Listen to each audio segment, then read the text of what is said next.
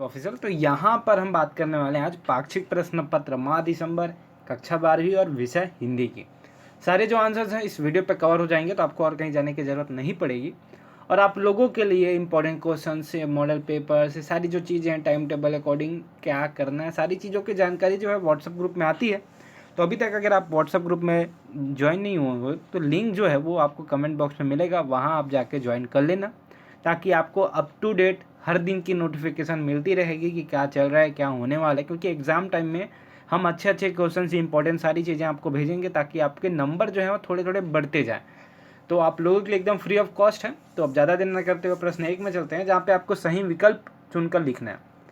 प्रश्न 1 है, जहाँ पे पूछा गया अक्षय का अर्थ क्या होता है। तो अक्षय का अर्थ होता है कभी समाप्त नहीं होने वाला, खा। ठीक है। सेकंड है, गुजराती कविता और साहित्य को नया स्वर देने वाले कवि कौन है। तो जो कवि हैं वो है उमा शंकर जोशी। तीसरा है, रुबैया में रस है, कौन सा रस है। तो यहाँ पर जो है रस है वो है वात्सल्य रस। तो यहाँ पे आप देख सकते हैं वात्सल्य रस। ठीक है। और फोर्थ है कि पत्रकारिता का मूल तत्व क्या है। तो जो पत्रकारिता का मूल तत्व होता है वो नई सूचनाएं प्रदान करना होता है। तो अब चलते हैं खा में, जहाँ पे आपको रिक्त स्थान पूछा गया। तो रिक्त स्थान सारी चीज़ें हम आपको यहाँ पे बताने वाले हैं। तो पहला जो है वो है छोटा मेरा खेत। कविता में कवि ने स्वयं को खलिस्तान माना है। तो यहाँ पे कवि ने स्वयं को कृषक माना गया है, मतलब किसान माना गया है। सेकंड है, रस की पुतली से तात्पर्य खालिस्तान से है। तो रस की पुतली से तात्पर्य भाई के प्रति अत्यधिक स्नेह है, मतलब भाई के प्रति अत्यधिक प्यार स्नेह जो भी बोल सकते हैं आप। तीसरा है, लोकतंत्र का चौथा स्तंभ किसको कहा जाता है। तो जो लोकतंत्र का चौथा स्तंभ है उसको पत्रकारिता कहा जाता है, कारिता।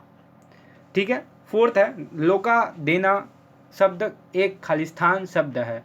तो ये जो शब्द है वो है देशज, मतलब देश लिखना, उसके बाद आपको जहाज का जा लिखना है। ठीक है बच्चे।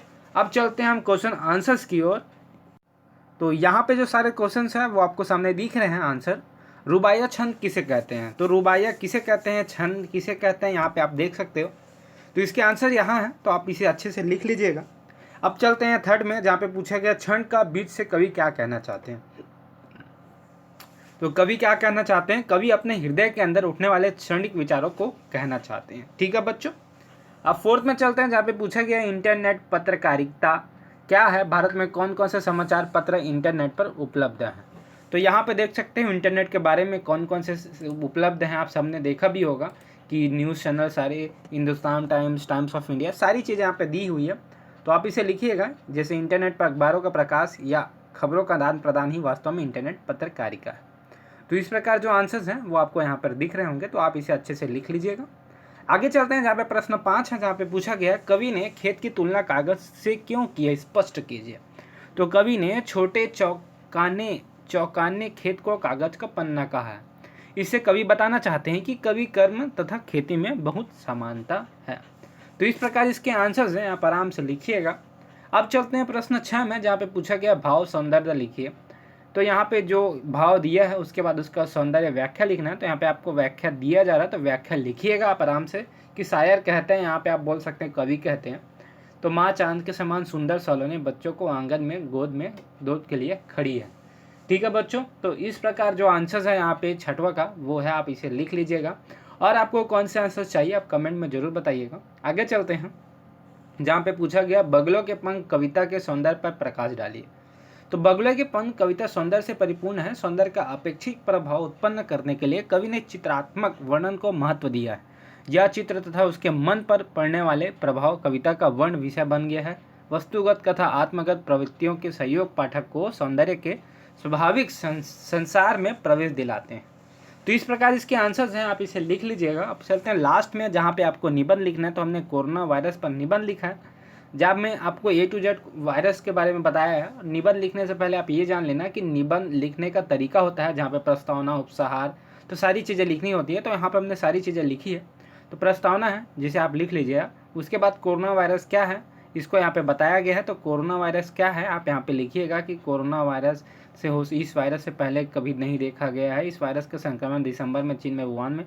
तो ये जो सारी जानकारी है वो आपको यहाँ पे दिखेगी, तो आप इसे रोक कर लिखिएगा अच्छे से सावधानी पूर्वक। और अभी भी कोरोना है, मैं बता देता हूँ, तो आप मास्क, सैनिटाइजिंग ये अभी भी करते रहो यार, क्योंकि इसका नया वेरिएंट है वो आ चुका है। तो ये क्या है, बीमारी के लक्षण यहाँ पे आपको बताया गए हैं, तो बीमारी के लक्षण भी आप यहाँ पे लिख लीजिएगा और इसे स्टॉप करके आप स्क्रीनशॉट करके लिखिएगा ताकि आपको जल्दबाजी ना हो।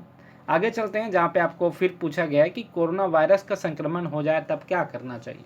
तो क्या करना चाहिए, यहाँ पे जैसे लिखा हुआ है, इस समय कोरोना वायरस का कोई इलाज नहीं है, लेकिन इससे बीमारी के लक्षण कम होने वाली दवाइयाँ जी सकते हैं। तो आपने अगर वैक्सीनेशन नहीं लगाया तो वैक्सीनेशन जरूर करा लेना यार, अपना दोनों डोज लगाना है। तो इस प्रकार है। अब लास्ट जो है वहाँ पे है किया है इसके बचाव के उपाय। तो आपको बचाव के उपाय यहाँ पे बताया गया है कि हाथों को साबुन से धोना है, टिश्यू पेपर का ढक कर रखे, नाक छींकते समय, जो भी है सारी चीज़ें यहाँ पे आपको बताई गई है, तो आप इसे आराम से लिखिएगा।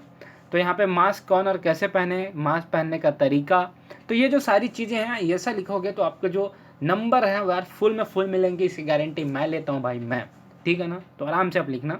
मास्क पहनने का तरीका बताया गया, तो ये जो सारी चीज़ें इसको देख के ना आपके टीचर्स भी खुश हो जाएंगे कि हाँ बंदे ने ज़बरदस्त लिखा है। आपको 10 में ना 9.5 तो देंगे ही, 9 उससे नीचे कभी देंगे ही नहीं, ऐसा आप लिखोगे तो। कोरोना का खतरा कैसे करें कम, पढ़े उपाय, तो पढ़े उपाय को नहीं लिखना, बस कोरोना का खतरा कैसे हो सकता है कम, ऐसा लिखें। तो यहाँ पे आप देख सकते हो इस प्रकार कम हो सकता है। उसके बाद हम चलते हैं घर में मेहमान न बुलाएं, ये सारी चीज़ें हैं। तो उपसहार जो है यहाँ पे आप देख सकते हो, उपसहार है कि लगभग 18 साल पहले सार्स वायरस से भी ऐसा ही खतरा बना था। 2002-3 में सार्स की वजह से पूरी दुनिया में 700 से ज़्यादा मौतें हुई थी। तो ये 700 से ज़्यादा मौतें अभी तो बहुत ज़्यादा ही मौतें हो गई।